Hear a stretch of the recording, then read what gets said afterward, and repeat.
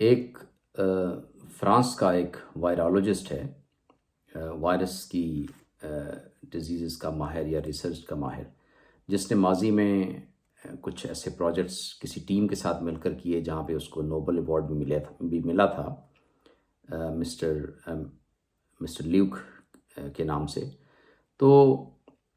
اس کے نام سے ایک بیان منسوب کر کے خاص طور پر سوشل میڈیا پر پاکستان میں اور بھارت میں اس کے کلپس یا فوٹوگراف کی صورت میں، یہاں تک کہ اردو میں ترجمہ کر کے وہ پھیلا دیا گیا ہے، جس میں ان سے یہ منسوب کیا گیا ہے کہ انہوں نے کہا ہے کہ جس کو بھی کووڈ کی ویکسین لگی وہ 2 سال کے اندر اس کی ہلاکت ہو جائے گی، اس کی ڈیتھ ہو جائے گی۔ یہ اس طرح کی خبر یا افواہ ایسے ممالک کے لیے جہاں پر تعلیم نہ ہو، ریسرچ کرنے کی عادت نہ ہو،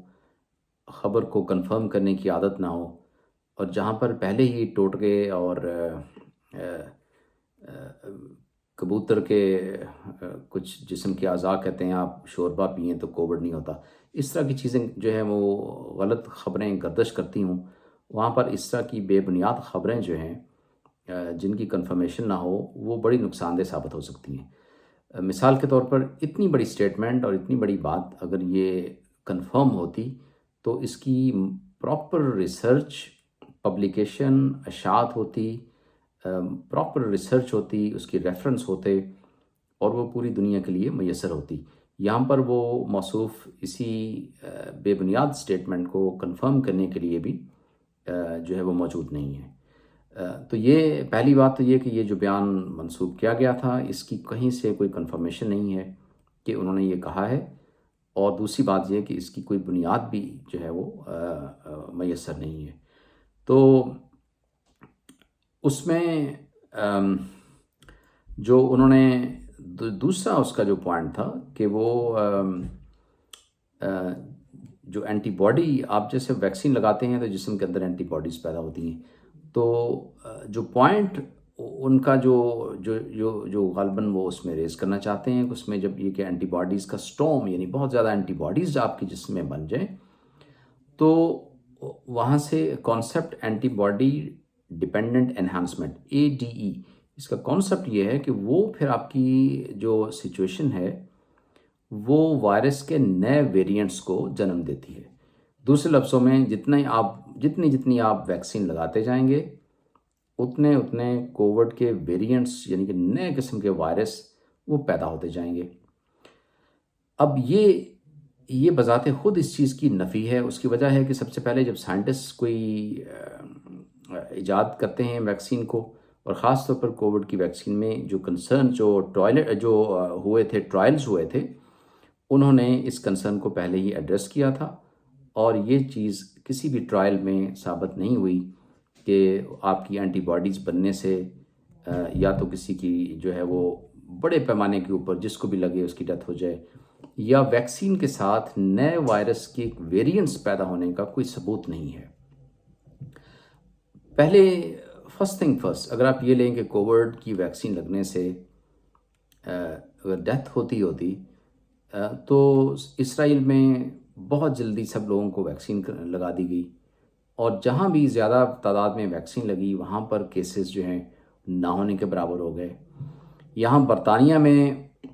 جو ہے جب سے یہ ویکسین میسز کو لگی ہے وہ کووڈ سے ڈیتھ تو بہت دور کی بات ہے، کووڈ کے کیسز بھی ہمیں ہاسپٹلز میں بہت ہی کم شاذ و نادر نظر آتے ہیں۔ کوئی بھی ایسا مریض اب تک ہمیں نہیں ملا جس کو 2 ڈوز لگی ہوں اور اس کو کوئی سیریس کووڈ کا وائرس جو ہے ہوا ہو، یا یہ 2 سال کا جو عرصہ ہے اس دوران کافی ملکوں کے USA کے اندر میسز کو یہ ویکسین لگ چکی ہے، پریزیڈنٹس کو لگ چکی ہے، عام آدمی کو لگ چکی ہے، ملینز کی تعداد میں۔ اب آتے ہیں کہ جہاں ویکسین نہیں لگی وہاں کیا حال ہے۔ ہمارے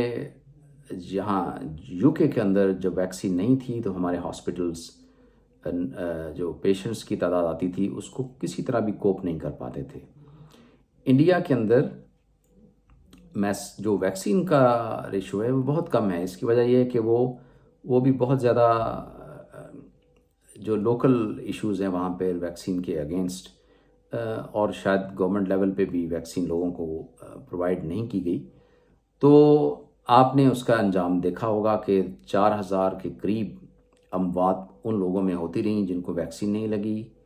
اور ان کو کووڈ ہوا۔ نمبر آف کیسز جو ہے وہ 3 سے 4 لاکھ ایک دن کے اندر جو ہیں وہ کافی دیر تک یہ چلتے رہے۔ تو ایک دفعہ پھر اس بات کو ذہن نشین کر لیجئے کہ کووڈ کے ساتھ، کووڈ کی بغیر ویکسین کے جو مورٹیلٹی ہے، جو شرح اموات ہے، وہ کنٹرول سے باہر ہو سکتی ہے اور ہو چکی ہے جب یہ وائرس اپنے پیک پر تھا۔ تو اگر وائرس سے ہی کوئی ڈیتھ ہونے کا ہوتا تو جیسے پہلے میں نے ذکر کیا، اسرائیل ہے، برطانیہ ہے، امریکہ ہے، اور خود فرانس میں ہی یہ صاحب بتا دیں، کوئی ایک کیس یا کوئی اسٹڈی کو ایسی کہیں سے پروو کر دیں، کوئی ریسرچ سے یہ ثابت کریں، تو پھر اس پہ یقین کیا جا سکتا ہے۔ افواہوں پہ آپ نے یقین نہیں کرنا۔ پھر یہ جہاں تک ویریئنٹس کی بات آتی ہے، تو وائرس کا ویریئنٹ سے ہوتا ہے کہ ایک وائرس مختلف شکلیں بدلتا رہتا ہے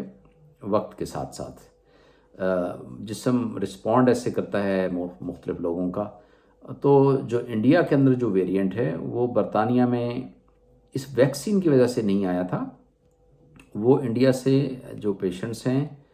وہ ٹریول الاؤڈ تھا، وہ آتے رہے، تو انڈین ویریئنٹس کے کیسز برطانیہ میں نظر آئے۔ وہ ویکسین کی وجہ سے نہیں آئے، وہ ایسے علاقے سے لوگ آئے جہاں پر ڈفرینٹ قسم کا وائرس جو ہے وہ موجود تھا، اس کا ویکسین سے کوئی تعلق نہیں تھا۔ تو یہ ثابت نہیں ہو سکا کہ ویریئنٹس کا کوئی ویکسین سے تعلق ہے۔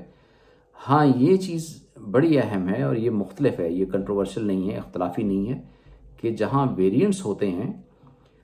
تو ویکسین کی ایفیکیسی جو ہے وہ